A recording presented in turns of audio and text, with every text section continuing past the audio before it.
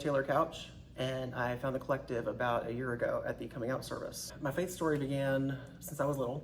I was about 7 years old when I first came to realize and recognize Christ's sacrifice on the cross and what that meant.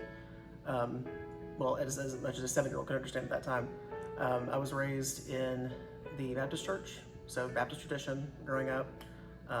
After you've accepted Christ as your Savior and prayed the prayer of confession, then the next step is to be baptized.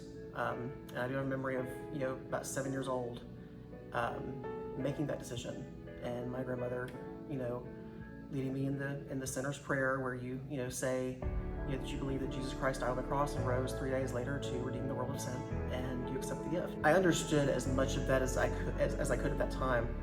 I understood what it meant.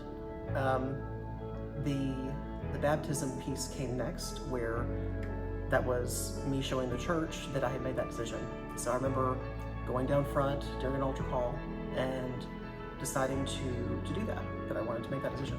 What triggered the change in my faith was, looking back, it was a very slow evolution, because, entering my teen and preteen and teenage years, I started to grow and develop and realized I was a little different than everybody else. There was something about me that didn't quite, it was different. Just, that's all I could say. That's all I do. Didn't know exactly what it was. And then I found out that I was attracted to guys. I was gay. And when I came out to my family, that was a big turning point for me. For many years, I tried to reconcile, and I kept hitting brick wall after brick wall after brick wall, because I kept trying to fight something I shouldn't have been fighting. After college, I came back down to Atlanta. Coming back home, I found myself back to square one, back to the memories, back where the way things were. It pushed me in a direction of trying to find acceptance through other things, through drugs, through alcohol, through whatever means I can get my hands on, to be honest. And it drove me to a place of darkness. Drove me to rehab for 10 months. At the very end of that program, during my revelation time, I had a moment. I say a moment, but it was multiple moments with God, that I am loved as I am, in my fullness, and all of me, not just parts of me.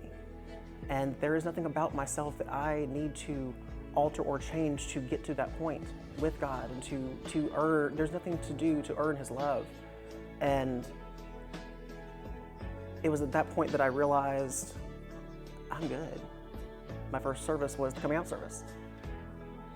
And I walked in and was like, this is fun, this is a little crazy, this is different, this is home.